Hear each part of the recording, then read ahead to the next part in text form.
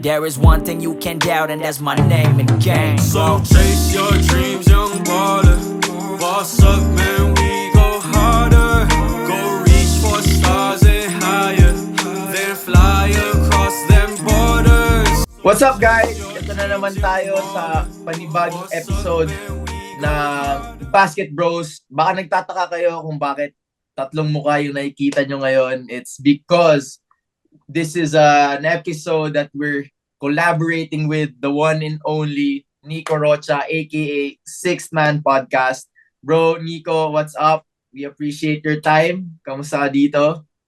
Okay naman bro, and thank you. Kinilig ako dun sa one and only. Medyo nasira yung train of thought ko. Meron na sasabihin pero sabi mo, medyo Hindi, kasi kinilig yung, ako dun, bro, yung kasama ko din dito sa podcast, the one and only din yan eh. One of one yan eh. Oh, di ba? One of one din. And then The one of ikaw, one bro, din di ba? The face behind the voice of Six Man. Kamusta? Like what you said, you're doing good. Kamusta yung podcast? Okay naman bro. I think the latest episode, the latest episode was with Kyla Kingsu. Siya yung courtside reporter for LaSalle. Mm-hmm. And parang to balance out the 16 guys I interviewed in the past, like some girl and someone in the media. Kasi usually courtside reporters are the ones conducting the interviews. Rarely do we see them being the ones na interview. And syempre, a lot of people are interested in paano ba maging courtside reporter, ano ba yung the work that comes with being a CSR. So yun, that's the reason why I got her. And then the previous one was si Jacob Lau, si Boss Jacob of Strong Group. Of Strong Group. So yun. Yung inatupag ko ngayon. Boss natin na si Boss natin lahat. And then nakakatawa din na you were able to diversify your guest also now to the also related din naman sa sports, yung mga courtside reporters natin. And iba din yung relationship nila when it comes to their respective teams because nandun sila sa practices, nandun sila to really communicate with players, coaches, assistant coaches. So it's also nice to hear what goes on to the brains of a courtside reporter and how they communicate to the people watching on television, di ba, na ano bang game plan ni coach, ano ba yung nasa isip ni player 1, player 2, nung ganyan, di ba? So that's awesome. And mga din yan, mga unsung heroes din ng ng basketball world.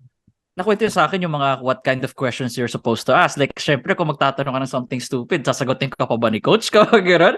So talagang there's a lot of process to it. Like, what should I ask? Ano yung magsasagot sila sa akin? Hindi yung mga, alam mo yung mga Coach Popovich kind of reactions na yes, no. You don't want that. That's the last thing you want. So, interesting conversation. It's on YouTube and Spotify. Oh, nice. So, sa mga viewers, subscribers ni Nico, panoorin nila yun, di ba? Yeah. Si Nico, ano yan, all around. He can do podcast. Nagpa-panel ka na rin, bro, di ba? Nagpa-panel na rin ako. Sinabihan ko si Kiefer about that now. Nagbabalak ako mag-panelist. And ngayon, I've been starting to do it already. Oh, actually, sinabi niya sa akin. Sinasabi ko sa kanya yun. And, kayang-kaya naman, di ba? Parang natural na natural. Parang it's just a few moments before we see him behind, the cameras pagdating ng UAAP games or sana bro, sana. I'm waiting for that call, Tito Miko. Come on. I'm waiting for that call. Wala pa rin. This is it. Ito na yun. You heard it here first. Bro, pag analyst ka na, pa-shoutout naman na. There's a thing about that. So, I feel like ako, more anchor. Analyst kasi they get ex-players and coaches. Bihira yung people like me na walang varsity experience or coach. Yeah. Anchor. So, yun. Anchor, So, yung anchor, actually, since ako, panel din naman ako before. Ako yung analyst. Kami ni Nico, pwede kaming partners. Pwede yung partner. Pwede kami mag-work ng isang game, basically. Si Nico yung parang play-by-play. Pass it to the ball to Patrick. Patrick, dribble. Windmill dunk. Wala, ganon. Yun, ganun. Dapat ganun. That's how it's done here in the Philippines. Hindi ako sure sa US, but here in the Philippines, it's anchor, analyst, and yeah.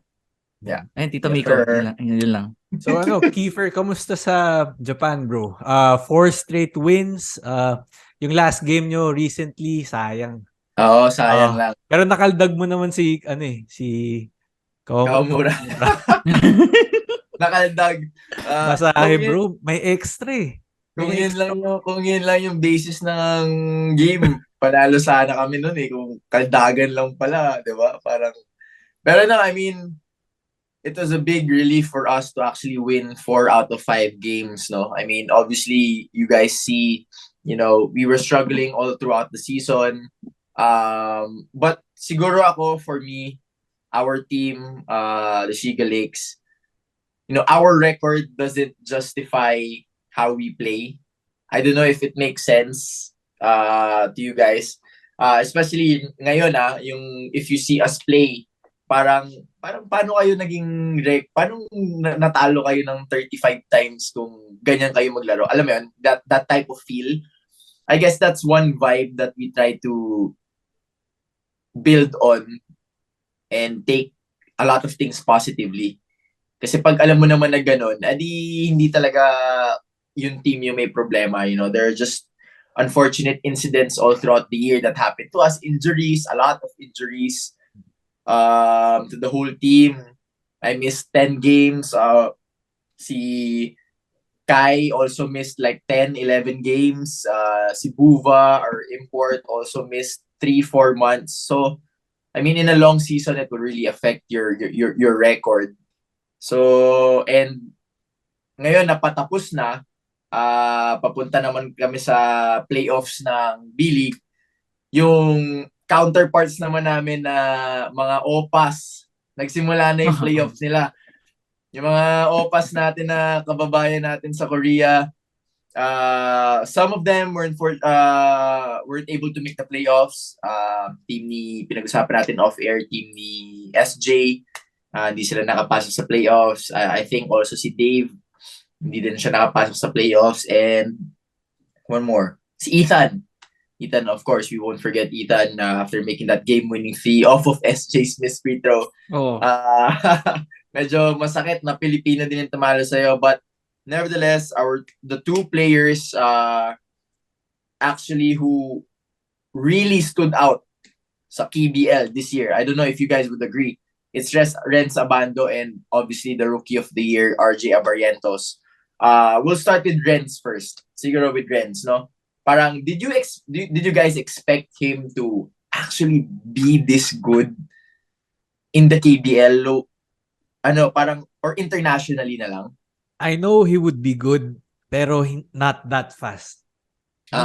Nung simula, bro, he was starting slow. Tapos, few games in, naka-adapt na siya dun sa system nila sa Anyang. And Rhenz is Rhenz, he's going to show his athleticism, his knockdown shooting. Pero yeah, defensively, dun ako nagulat sa kanya this season na he can really step it up as a two-way player. Ikaw, so, grabe, ano ba height ni Rhenz? 6'1", 6'2"? Ano mga 6'1", generous 6'2". Diba? But I don't know kung he looks taller because of his wingspan. Grabe talaga yung physical gifts niya. And yun nga, yung defense, yung sabi ni Patrick, that's what stuck with me. Parang ako naman, yung spot-up shooting, parang that's great. Pero ako talaga yung defense, yung timing, yun yung mga highlights niya na kumakalat sa Facebook. And it's incredible. From playing limited minutes, we were thinking like, oh no, is he not living to the hype or babalikin ba too soon? But then it just kept getting better and better. And it's nice to know that he's a vital cog of their team. Grabe yung defense he provides. And yun nga, yung 10, 11 points a game. Actually, kasi si Rhenz, nung start, hindi kasi alam ng tao na yung team ni Rhenz, malakas talaga.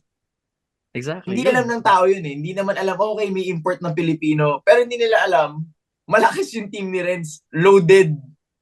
Kumbaga sa KFC, bro, fully loaded meal sila. Kompleto talaga yung team ni Rhenz. Hindi alam ng tao yon. So nung start, nahihirapan siya kasi minsan hindi na siya napapalaro. Sobrang limited minutes. Minsan, second quarter na siya napapasok. Tapos mini-message ako na ni Rhenz na nahihirapan siya kasi obviously, somebody who always played the chip on his shoulder. Even UST, Letran, di ba? Nung naglaro siya sa D-League, sa national team. Something to prove palagi. Di ba? So, yun yung maganda sa batang yun. So, nung tumatawag sa akin, Manong, nahihirapan ako, ganito, ganyan. Obviously, ang sinasabi ko lang sa kanya, being it like second year ko na dito overseas, you just have to control what you can control. You know, you be professional, you keep on working, you show up to practice, you always show up with a smiling face, and let nobody find anything na pwede nilang masabi against you. And siguro yung biggest break niya was, di ba, unfortunately, it had to be like one of their main guys getting hurt. Nakaposisyon niya nung medyo start ng season, which allowed him to start, and he scored like 12, 14 points ata kagad in the first half. So, parang lagi ko din advice sa mga tao yun na parang it only takes one game, di ba? Parang sometimes it can only take one shot that can change your whole mindset. Di ba? Na ganun. And yun yung tingin kong nagbago sa game ni Rhenz nung buong stay niya dyan ngayon sa Korea, where he's making consistent highlights, consistent contributions with his team. Tapos, being one of the fan favorites, winning the slam dunk contest, alam naman natin na he's very athletically gifted. And nag-champion pa yung team niya sa eliminations with the best record. Diba? So, you know, very proud of the guy. And like what Pat said, I'm actually surprised it became this fast when yung na-meet niya yung expectations ng tao agad. Diba? So, now they're in the playoffs. This is a different story. Tingnan natin kung ano yung magagawa niya. And another guy who actually probably met the expectations faster than anybody else, si RJ Abarrientos. Diba? So, out of college, one and done. Tama ba? One and done siya, diba? One and done. One year siya naglaro sa FEU. And then, obviously, he had a colorful national team career with Coach Tab. And now, raising eyebrows and making highlights of everybody in Korea. Parang what can you say? What can you say about RJ? Ikaw muna, Nico. What can you say? RJ. So I saw an article, I read an article about SJ, about RJ. The stats he's putting up right now in the KBL is identical to the one in the UAP in his previous season. So sabi ko, grabe, like yung level of the level of skill in the KBL is completely, of course, it's a pro league, completely different from the UAP, and he's putting up stats like that. Ibig sabihin nun, for him to get those stats, may usage siya, ginagamit siya, he is fitting in the system that they're trying to play there, and I didn't expect it as well. I think he was the last guy, not the last guy, but more of parang afterthought na parang, oh yeah, parang simula, parang okay, RJ Abarrientos in Korea, parang okay. And then you see highlights of him crossing over players, mga nifty finishes, and it's incredible to see that he made the right decision, no matter how risky it was before, considering that there were also better players than him in the UAP that stayed. So ayun, really kudos to RJ Abarrientos. Ikaw, bro. Una, papasalamat muna ako kay RJ. Kasi, alam mo ba bro, ako yung nag-release ng news niya nung nag-Korea siya. Oo. Yeah. First kasi game... magkakasama kami nun sa Korea. Nandun na siya noon, nung nirelease niya? Magkakasama kami sa Korea nun with the national team. Bandang mga June pa to eh. Yung mga June to, yung nag-tune up game kami against the national team of Korea. Nandun yun, pinag-uusapan na namin na na-meet niya na. Tapos ayun, go ahead, Pat. Ayun, so, si RJ, first game in, parang ligang labas yung laro niya, bro. Yung mga scoop pass, alapin, Maravich, mga ankle breaker. Talagang yung pinakita niya doon is something that I didn't see sa FEU or sa Gilas. Parang ibang RJ Abarrientos yung nakita ko. Oo. Parang, I think the coach let him be himself. Totoo. Kumbaga parang mas na-express niya yung sarili niya sa court. And, wow, yung mga highlights na ginagawa niya talagang worthy. Kaya palagi ko siya pinopost sa Hoopjunkie. Kasi, yeah, those highlights were amazing. Yun nga eh, parang it gets to show that the difference it can make playing for the right team. Diba? So, like with RJ, he's in a team now where he can be himself, where he can dominate the ball. Meaning by dominate is he can score, he knows how to pass, he can facilitate, that type of dominate. Si Rhenz naman, he's a player of you give him a role, he's gonna do great at that role. Yung ganung bagay. Kaya pasok silang dalawa sa team nila, and all they have to have is the opportunity. Diba? Kasi makikita mo naman yung kay Rhenz makikita mo siya 18 points in 16 minutes. Ako may question ako, minutes. Keith. Pagdating ba sa ganyan, what you do in practice, if you do well in practice dito sa KBL in Japan, mare-return back yan sa games. Like, nakita ka ng coach. Kasi I'm not sure how it is here in the Philippines if you do perform great in practice pero di ka pa rin gagamitin. How is it Alam there? mo, Like, practice is heavy, may heavier weight ba? Ako, tingin ko bro, parang it varies Parang, let's say, dito kasi sa Korea and sa Japan, we play so much games where hindi mo ma-justify yung practice. Okay. So parang the players who will really play 25-30 minutes a game on back-to-backs, you don't really expect them to practice a lot the day after or a couple of days after, and then maglalaro ulit on a Wednesday. Diba? So parang ang hirap ma-justify, and there are really players, and I'm just speaking in the professional setting kasi this is the professional world na nilalaro namin. So if you have a job, you have to be thankful for that job. So whether you're playing 10 minutes, 5 minutes, 25 minutes, everybody is expected to be a professional in more ways than one. Diba? So if you play 25-30 minutes, you're most probably you have you're getting paid more. Therefore the expectations are more. You'll hear something if you don't, manage the expectations. Yung conversely, pag yung hindi ka naman masyado napapaglaro, it's not as if na walang ina-expect sa'yo.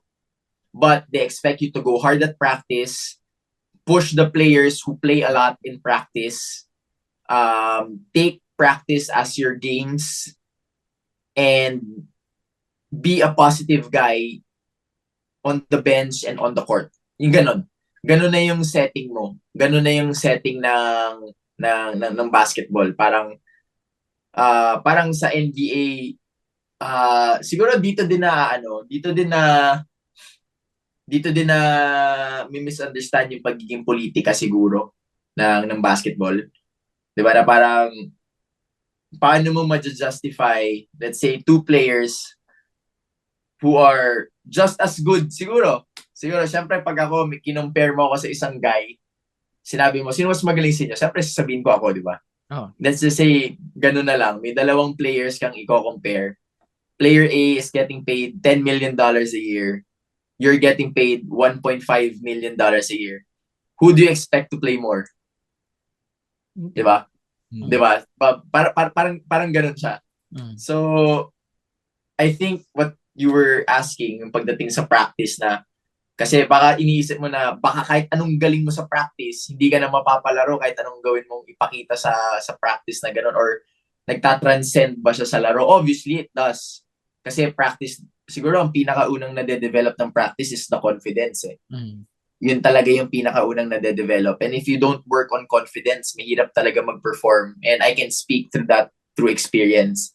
Pag hindi ka talaga nag-extra work, hindi ka nag-ensayo ng maayos, yun talaga yung nangyayari. And with a lot of practice, with a lot of games talaga, mahirap. So hindi ko ma-compare sa PBA na, di ba, sometimes you play once, twice, maximum a week.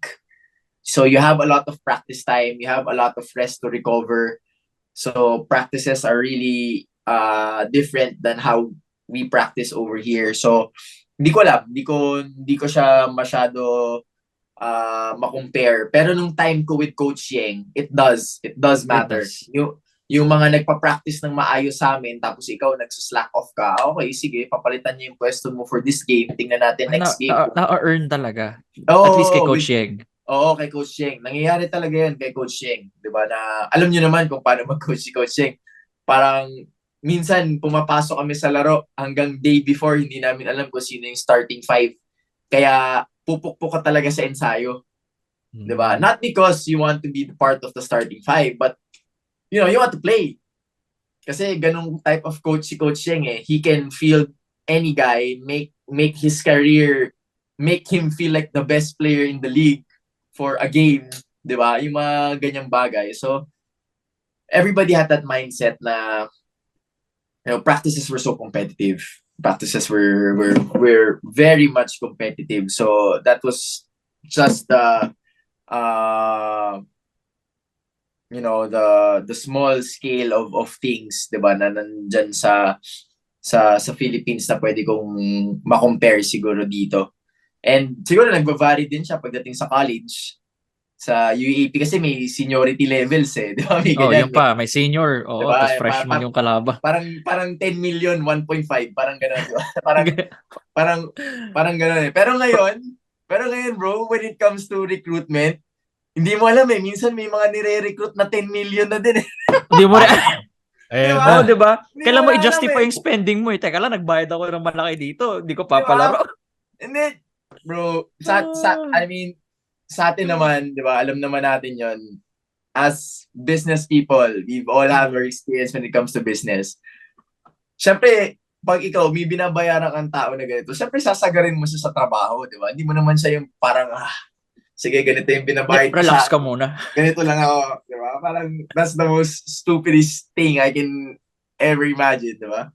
Tama, Kaya tama. may mga star players, di ba? That's why you pay for your star players. And ngayon, yung UAAP recruitment, it's crazy.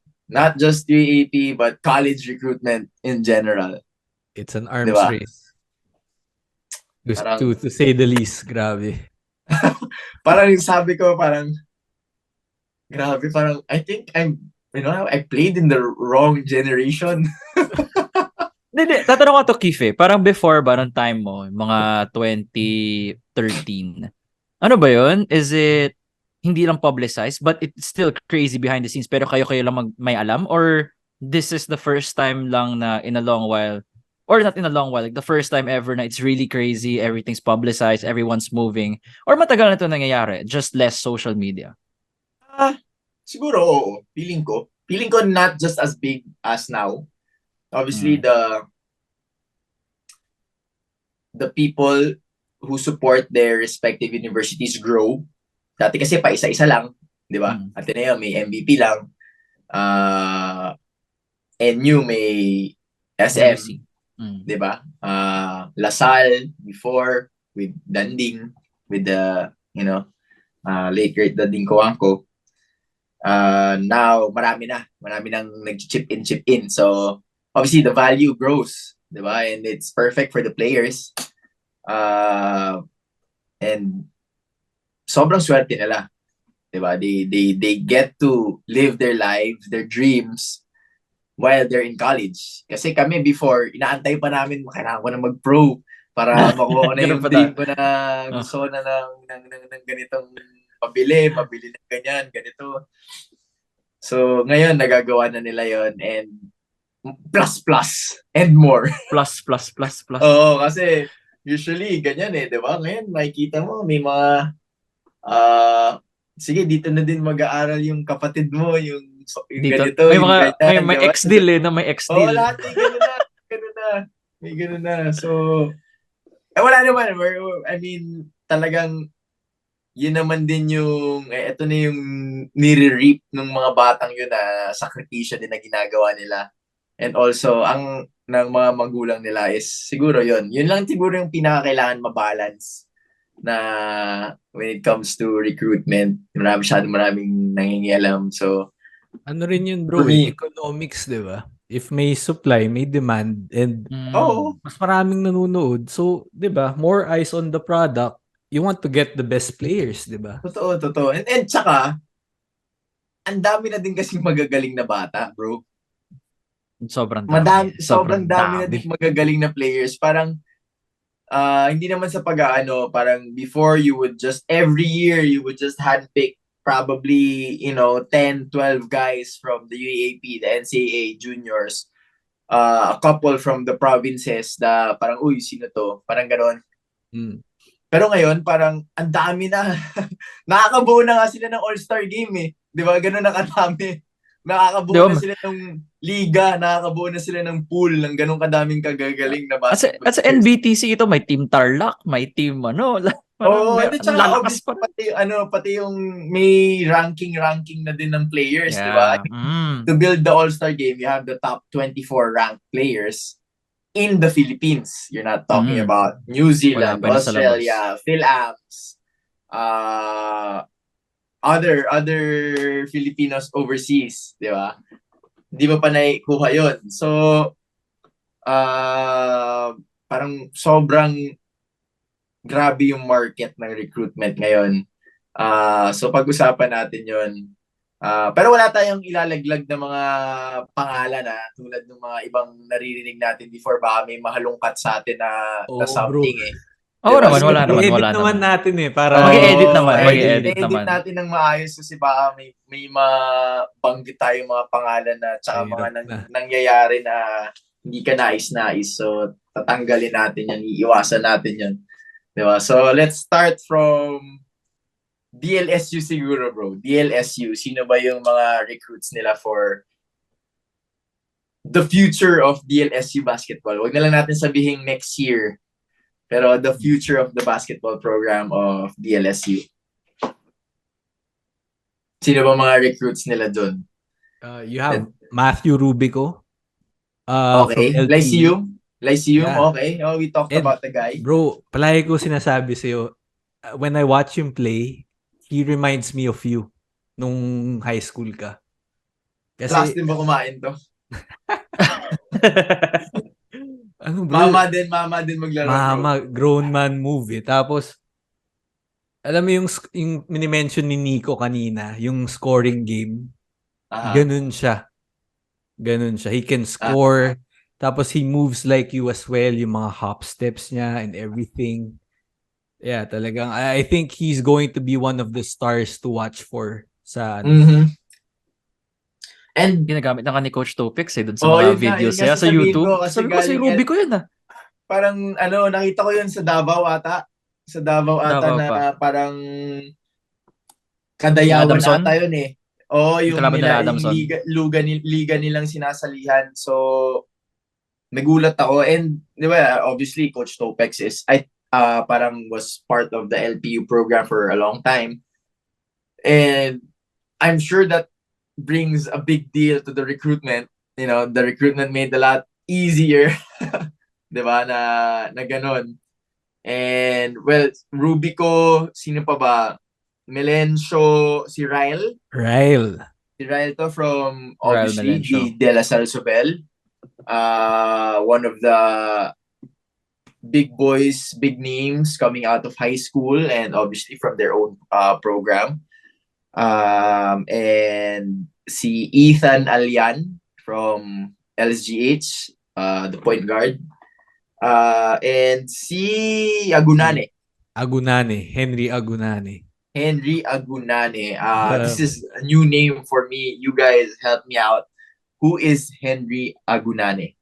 Si Henry Agunanne, he's a 6'11" center from CEU.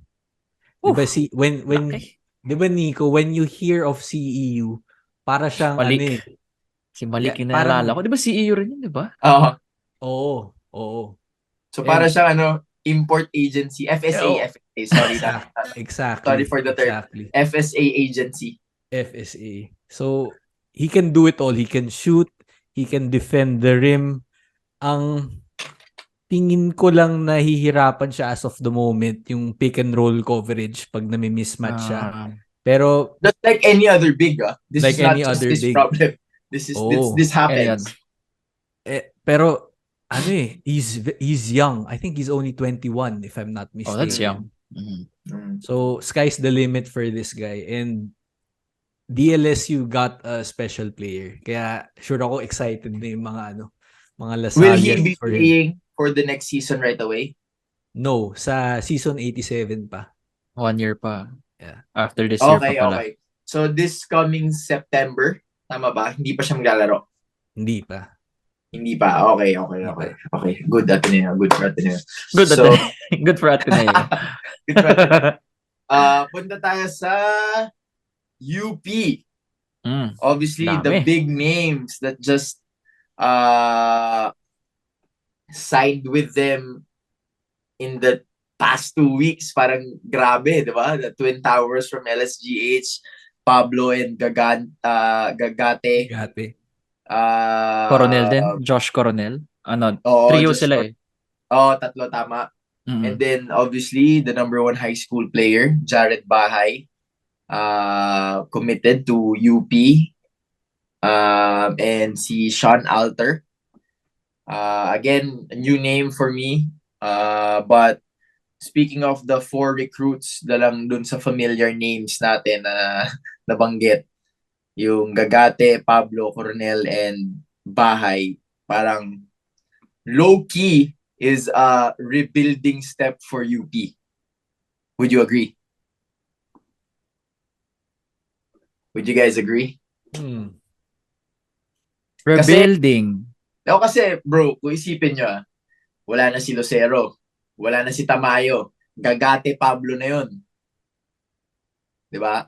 Height, position, obviously it's a process na kung ano man yung expectation silang ganon. Ang hirap palitan ng Lucero, hirap din palitan ng Tamayo. But when it comes to their looks, ayun na yun. Bahay, Maymay, Kagulangan is on the verge of graduating. After this year. Diba? After this year, you know, he's taking him under his wing. And siguro, andun pa naman yung mga ibang players nila. Sila Spencer. Tama ba? Andun pa yun, diba? Maglalaro pa yun. Sila James.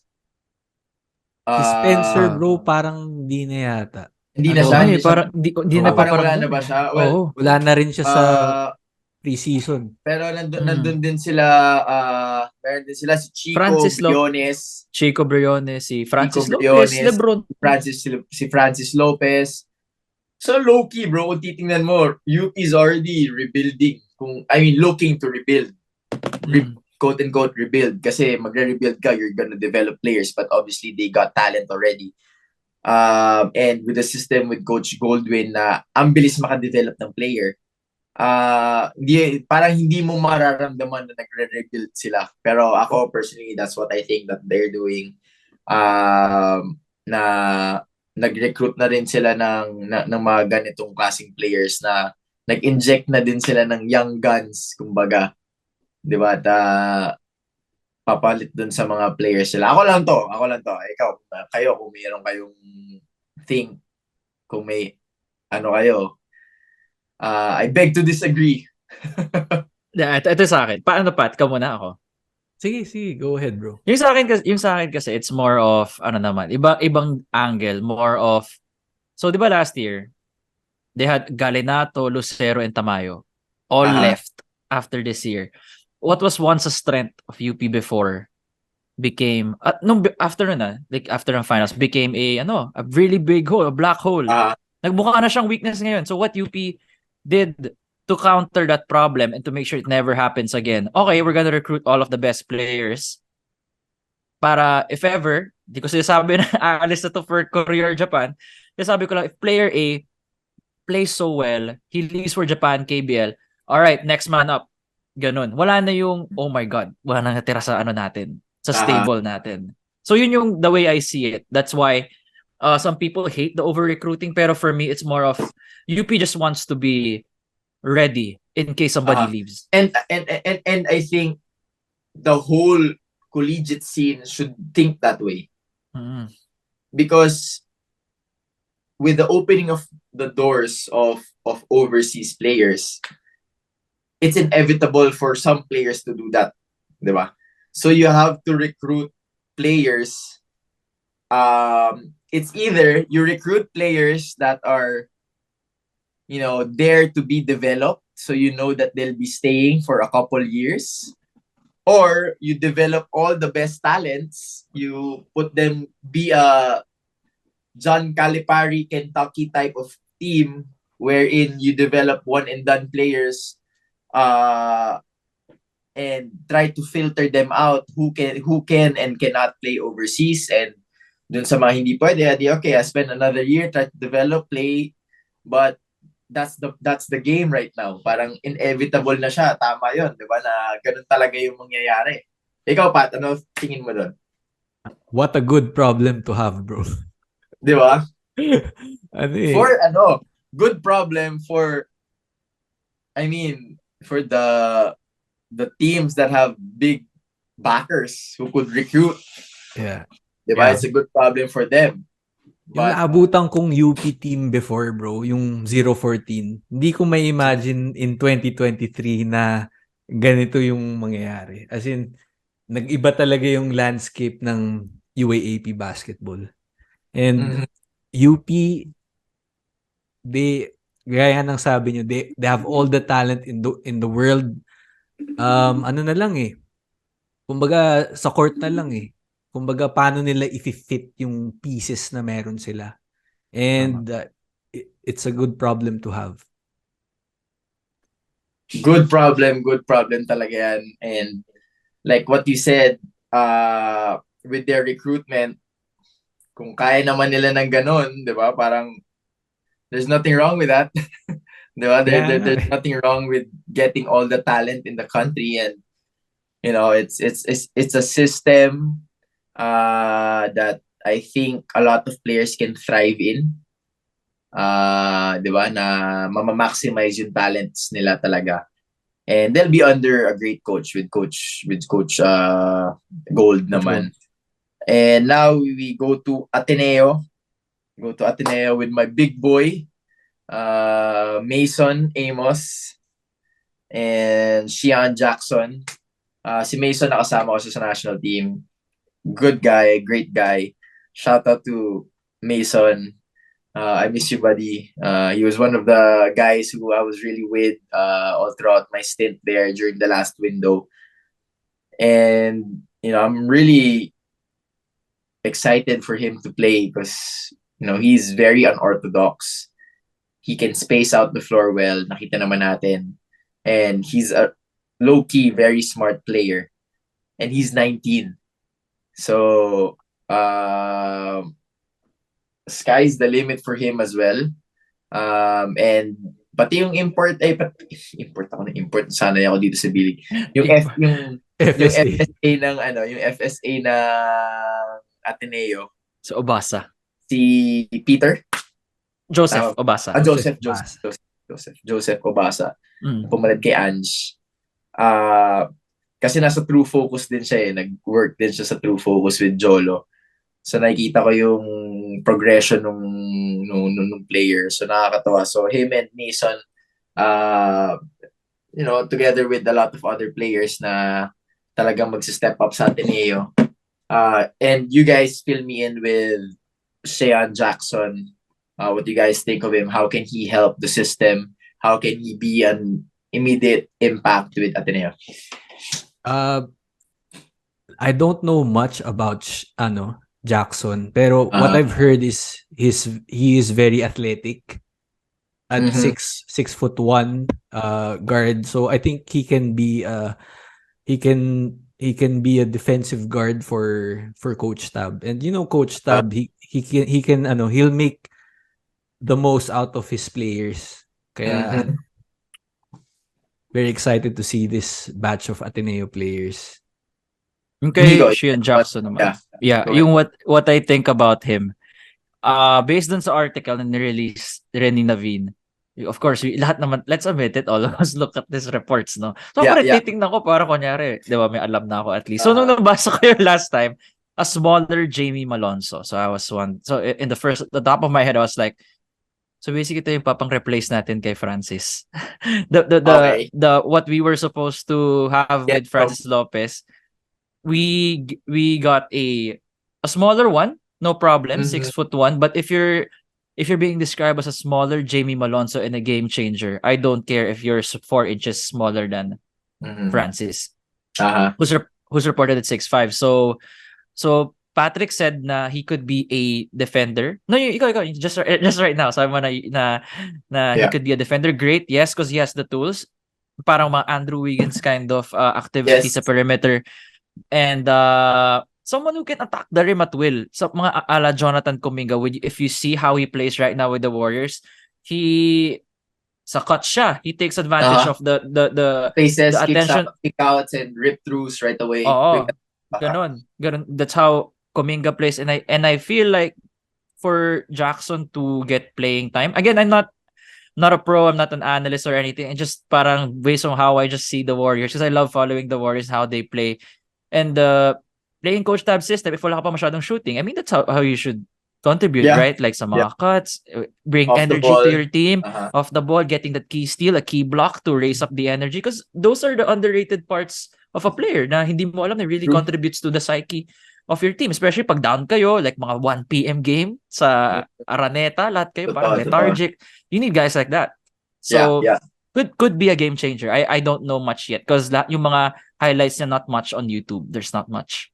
Because ako personally, like what I've said, I have no idea on little to even no idea on who Shean Jackson is, but from what you guys described him, hopefully he can really live up to it and be a great contribution right away from for Ateneo.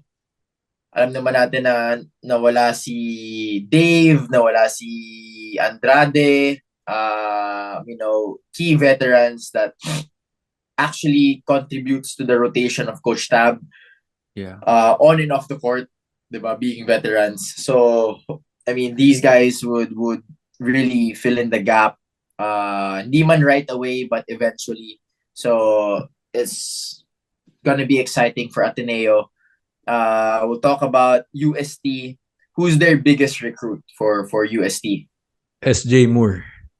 SJ Moore. Idol ka rin. Idol talaga. Hindi, bro. Ang biggest recruit ng UST, Pido Jarencio, bro. Oo nga pala. Oo nga pala. Bro, he is the biggest recruit of UST. That shit will change, bro. I'm already telling you. Like, there's something with Coach Pido when he coaches UST. When I was playing,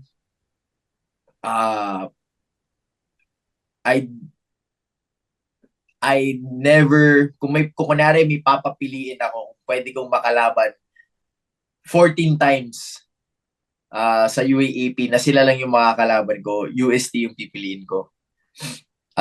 There's just something about playing against Coach Pido, playing against those players that he was coaching during my time. The crowd, everybody else. It's something different. Now that when he's back, obviously, the past 3, 4, 5 years hasn't really been good to the Growling Tigers. We can all attest to that. Very subpar or even disappointing, borderline disappointments a lot. Diba? The past 5 seasons. But now with SJ Moore, was their main guys Nick Cabanero. Si Nick. And their biggest recruit, si Coach Pido. It's gonna change. Coach Pido is one of those coaches that can really change a program in 1 year. In 1 year, he can actually do that. Diba nga, parang nung nag-take over ata siya, first year niya, champion agad? Or parang champion agad. Rookie coach. Diba? Rookie coach nung pagbalik niya ng UST, nag-coach siya, champion kagad sila, diba? Jojo Duncil, Japs Kuan, Alan Evangelista, yung mga players na yun. So, I was grade 7 when I was watching them play against Ateneo during that time. Pero for me, that's the biggest recruit. But let's stick to Patrick's boy, SJ Moore, bro. Hey. SJ Moore! What can he contribute to UST system? Ngayon, syempre, hindi natin alam kung anong klaseng system ang i-implement ni Coach Pido. But one thing's for sure, he's going to give confidence to the kid. Diba? So, what do you think SJ Moore can bring to the table, and how can SJ Moore play alongside a really known scorer, and he has proven it last season with Nick Cabanero? Ikaw Ako pa. masasabi ko kay SJ Moore, yung game niya, of course, nakikita natin yung athleticism niya. Pero yung motor niya, very infectious, and I think it would be a big part of UST's identity. So, hindi lang yun, SJ Moore, he can also change the game through his athleticism, of course. Pero off the ball, it would be a different story kasi you have Nick Cabanero who demands the defense. Si SJ Moore, although I love him, he needs to work on his shooting talaga. Yun yung skill niya. Pero I think he'll able to improve and add the shooting to his game. Ikaw, Nick. SJ Moore, kwento ko lang to, no? The reason I found out about SJ Moore is dahil dyan kay Patrick. Like, may shinare siya doon sa... Sinabi na sa akin the last time. So, sino tong SJ Moore na to na sobrang athletics, parang kapag nagle-layup, parang lumilipad. And, grabe, he's really incredible player, really athletic.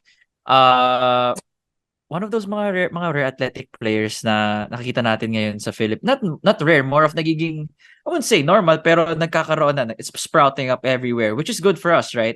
Sana Gilas eligible yung mga ganyang players. We need those kind of guys to keep up with the international players, di ba? We need those type of players. And ayun, same as what Patrick said, the shooting needs work. But then again, that's a young player. Everybody goes through that. He's gotta put in the hours in the gym. Naayos naman yan, mukha naman yung work ethic. So, it's really great for UST to have a guy like that. Tapos naabutan niya pa si Coach Pido. Puso pride palaban, bro. Yun yung mga makukuha ni SJ Moore. Matutunan niya. And again, si Nick Cabanero, we haven't talked about them a lot.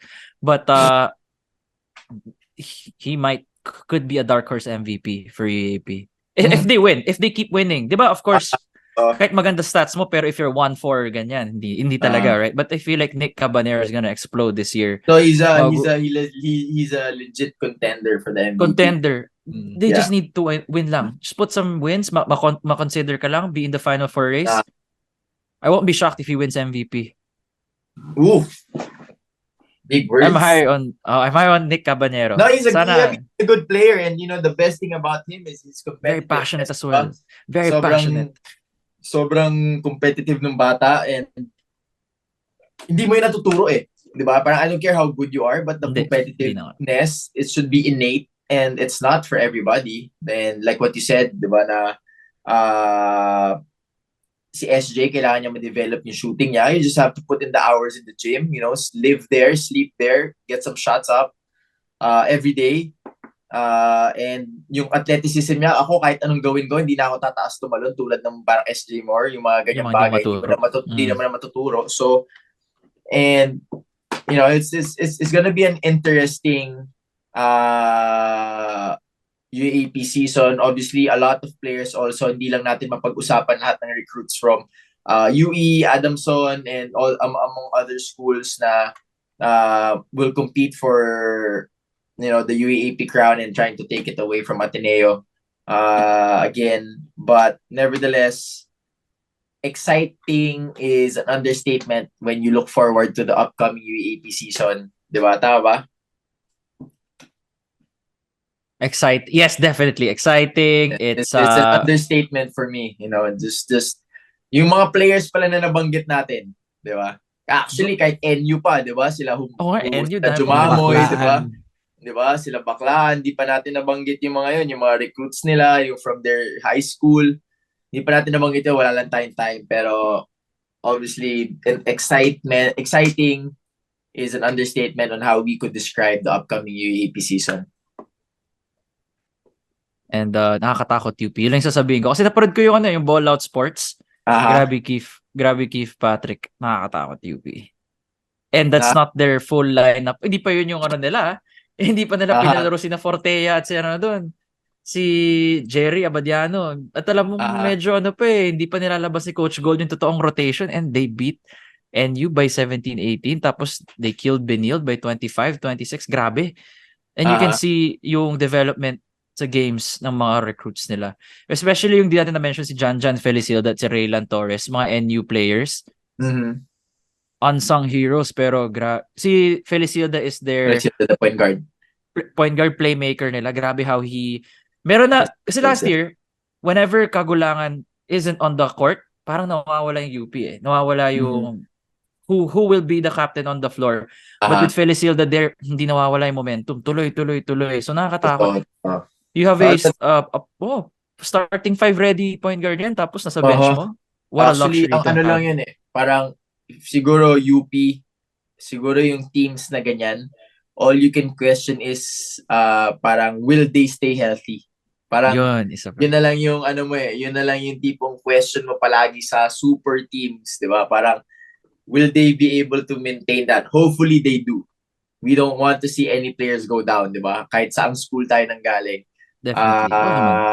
'Di ba? Parang that's what their problem was with Maymay last season, 'di ba? Parang he hurt his hamstring during the start, 'di ba? So it was a little tough for them to really build momentum, and then slowly but surely when he was getting healthy, nakita natin kung gaano talaga kalakas yung contribution ni Kagulangan sa team nila.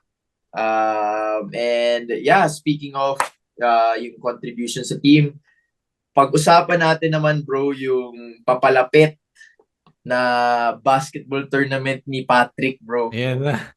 May papalapit. May rebranding ba yan, Pat? Di ba may rebranding yan? Oh, bro. So, go ahead.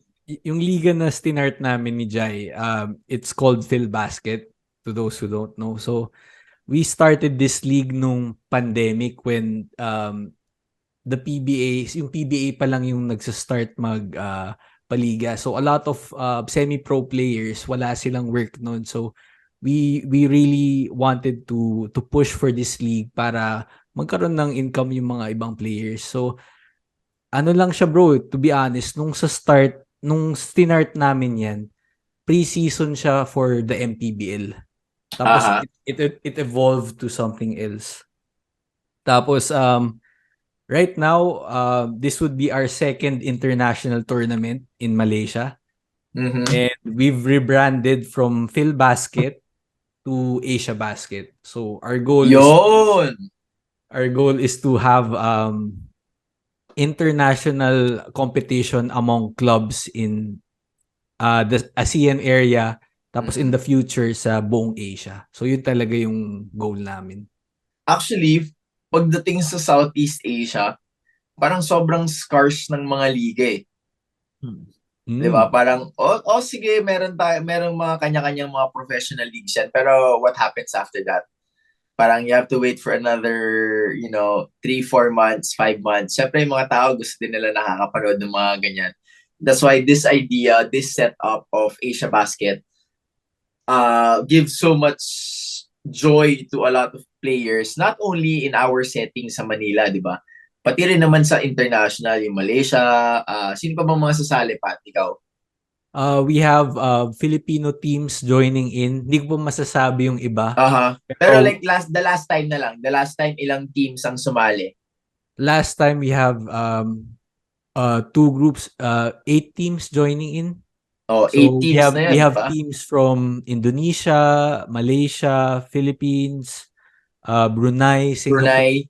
Diba? So Southeast Asian. Yung mga ganun, like for example na lang, Nico, yung Brunei, alam naman natin na hindi naman siguro yung basketball country dominantly, diba? Pero it gives their program a chance to see where they are, even in a small scale level like Southeast Asia. Kasi meron every other year, meron din silang nilook forward tong liga is yung Southeast Asian Games. Minsan, siguro sa naka-anim ako na SEA Games since 2011. Siguro twice ko lang nakalaban yung Brunei because hindi sila nagpapadala ng team. Di sila yung Hindi like sila laging nagpapadala ng team consistent. kasi hindi naman, obvious, siguro yung una, hindi naman sila mananalo. Pangalawa, walang players na gusto maglaro. 'Di ba? I don't know others among other reasons.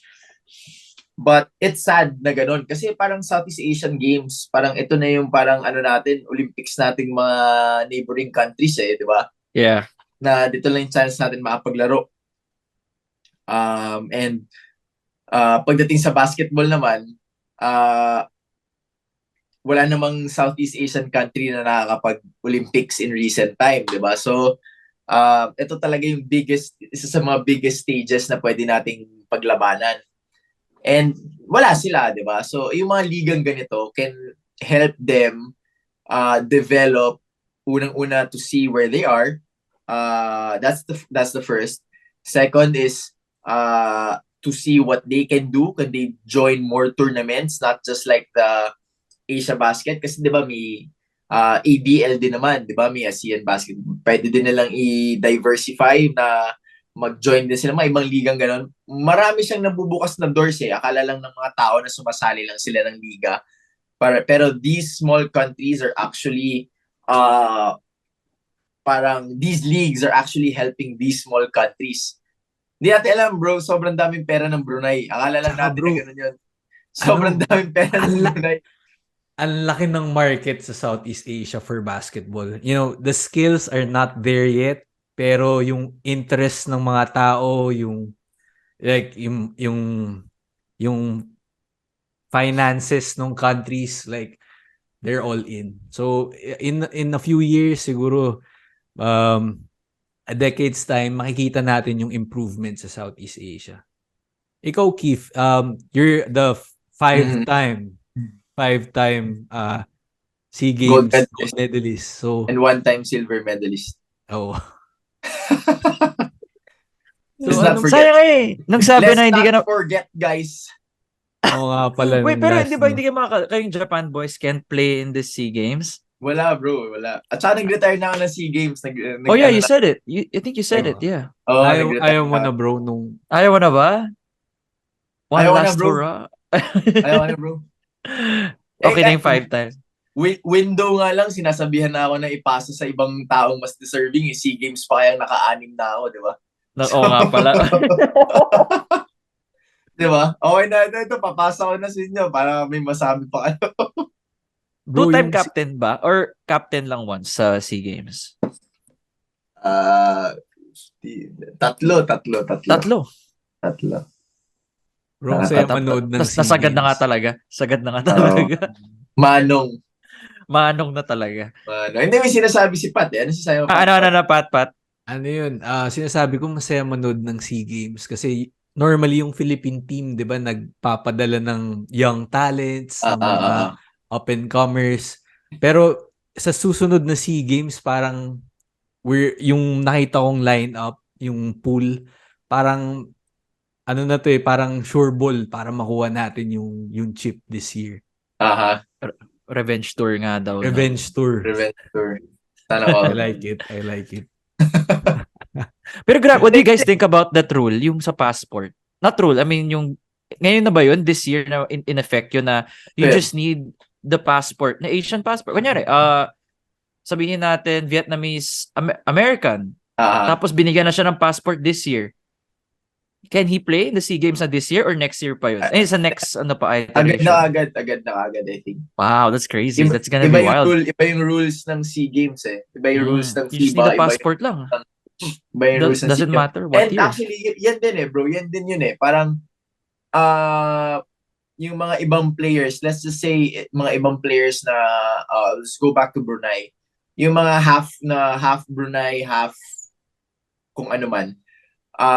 If they see that their basketball program is playing in different leagues, now they can, parang, may basketball pala. If they don't make it to wherever they are, let's say I'm half American, half Brunei player na hindi naman ako makakapag NBA, pwede ako maglaro sa Brunei national team, di ba, na naglalaro sa liga na yan, maybe get some bread, get more exposure na makilala ko, he's Asian, pwede ako maging import ngayon sa Japan, sa Korea, yung mga ganyang bagay, di ba? Exposure rin talaga eh. Dami. Yun talaga. And yan yung nagagawa ng AsiaBasket, na EBL and AsiaBasket, di ba? Since nandito si AsiaBasket, pag-usapan natin, na nagagawa niya, na open niya yung doors na it all started from a preseason tournament for the MPBL, na pwede din siyang, let's say, di ba, obviously the MPBL was there to give more players work, an opportunity to showcase their talents. And just like that, the MPBL, ganun din naman yung AsiaBasket in an international setting lang. Di ba? So, gives you exposure, gives players who maybe dreams of playing overseas, di ba? Kasi pwede naman yan AsiaBasket, makakita ka dyan, uy, nakalaban namin yung Malaysia. Oh, Malaysia, magaling ka. Kunin ka naming import pag naglaro, dito lang sa Malaysian League namin. Pwede ka namin kuha import. Pero, di ba, parang not a lot of Filipino players will be able to say na naging import ako. And then, maganda rin, Keith, they're inviting schools. Yung lumabas pa lang ngayon, CSB. So that's great for them. Exposure din for them. Na makikita ka sa Brunei, makikita ka sa yung dun sa mga teams that they invited sa AsiaBasket. Yes. So you'll never know, magustuhan ka pala ng coach. And then, diba? Kasi like, trabaho yun na. Din eh. Like, Malaysia, yung sa team nila, sa club team nila, ang daming national team players doon. Di ba? So if you're CSB, you're actually playing against national team players. I don't really care where they're from, but you're playing against national team players. Di ba? So, the respect is there, the level is there. So props to Jai, to you guys, to Pat, to everybody behind the scenes in making this happen for AsiaBasket. As a fan of basketball, men and women, parang it just gets to show that if you just really, plain and simple, just make things for the better good of basketball, a lot of doors will open for a lot of players, diba? So, props to you guys na talagang tinutulungan nyo din yung mga una-una, yung mga kababayan natin na magagaling mag-basketball, wala lang opportunity, wala lang exposure. Nandyan kayo to back them up, to help them out, and give them the competition they need to showcase their talents, to jumpstart their careers or second chance in their careers, di ba? Yung mga ganyang bagay. So, yun naman yung bigger picture na alam kong ginagawa ng AsiaBasket. Saka bro, we're implementing a new rule ngayon. Sa pocket tournament namin, may yung teams pwede sila mag-field ng 2 world import. Tsaka isang isang ASEAN heritage player. So, yun. May isang team doon kumuha ng NCAA player, tapos mag-field ng 2 import. Yung CSB maglo-local lang sila. Pero sa local lang, really field kanya-kanyang strategy yan. Syempre. Di ba? Okay yun, bro. Kasi parang, syempre, hindi mo lang naman binibigyan ng exposure yung mga players or opportunity to play. Since binibigyan mo na sila, adi make the most out of it na, di ba? Pagandahin mo na yung liga. Kasi hindi rin biro maglaro with imports, ha? Oo. Di ba? So ano to? Pwede sila sabay maglaro. Sabay sila maglalaro. Wow. Yan Okay. Parang EASL din, no, Keith? May bagay yung EASL, yung sabay, pwede magsabay. Sa amin. Japan. Sa Japan, pwede. Sa amin, Japan. Ang pwedeng sabay is 2 import. 2 import, isang Asian, or 2 import, isang naturalized. Pwede. So, yun yung mga pwede. So, like for example, a team like Kawasaki, may import sila na Jordan Heath, tsaka si Matt Janning, shooter. Pwede lang isabay si Pasikas. So, yung isang import nila, guard, na sobrang shooter. So, kasi may 2 big sila. So, ganun naman yung setup nun. Like yun, kanya-kanyang strategy din. Like for example, Hiroshima, kinuha nilang Asian Import Center, si Kai. Diba? Nakakatakot yung So, team na yun. Kakatakot. pwede, diba? Pwede nilang isabay si Blackshear, si Mayo, pati si Evans. Yun na lang yung nagbabalasahan, diba? So, kanya-kanya na lang silang balasa kung sino mapupunta muna. Pero makakalaban question. na sila soon. Question, ilan pa iaabangan natin na announcements from AsiaBasket? Di pa daw kompleto, Kiefer. Ilan na Di ba pa yung ngayon? kompleto. Tatlong Ang teams na-announce namin is Malaysia and CSB. Malaysia, CSB. Tapos may isa pang college team from the Philippines na sasali.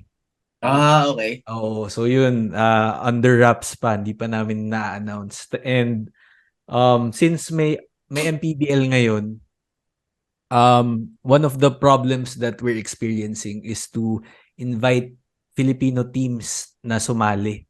So since may MPBL, yung ibang players naglalaro sa MPBL ngayon.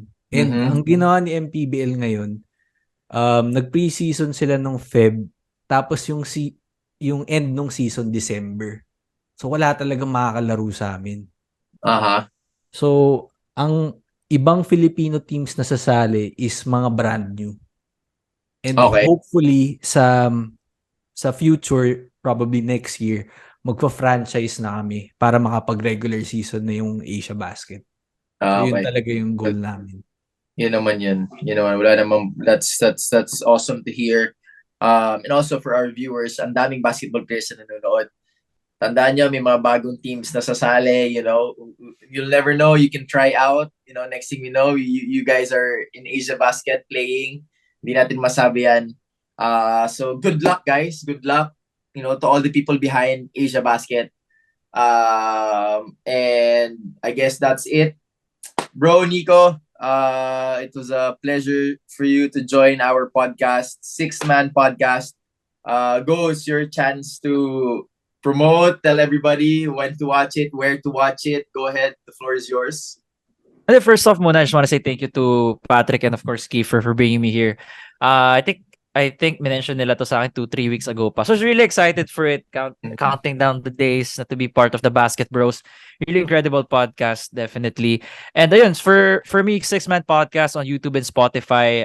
I'm there in both platforms. And then yun, aside from yung nakikita nyo ngayon, I've been doing interviews, one-on-one interviews, pero love ko talaga yung mga video essays. Pinag-usapan lang namin ni Kiefer kanina yung parang ina-analyze ko yung growth of his career from before. Hindi magkakilala kami nun, pero parang wala pa sa level ngayon na parang parang friends na talaga na we can joke around. So, ayun, yun din. So, abangan nyo yun on my channel. It's called Nico Rocha, but yung name ng podcast, 6-man podcast. So, it's searchable naman on YouTube. And, ayun, continue to support this podcast. It's YouTube. So YouTube lang ngayon so far ang BasketBros. So I'm not sure if they're not sure kung mag-venture sila sa Spotify, but since they're now on YouTube, don't forget to comment and subscribe sa channel nila. It's really incredible. Nice insights from an incredible player like Kiefer, and of course Hoopjunkie, who's in the media side of things, sharing highlights and having connection with players as well. So yun lang naman. And I hope to see you guys here again. For sure. In the future. Oh, It'll salamat, awesome bro. to have Maraming salamat. Again, Thank you, Nico. guys. Nico Rocha, 6-man, YouTube, Spotify. Check it out. Go ahead, subscribe. Yun lang din mga kailangan. Comment, like, everything. Give support to all our fellow podcasters.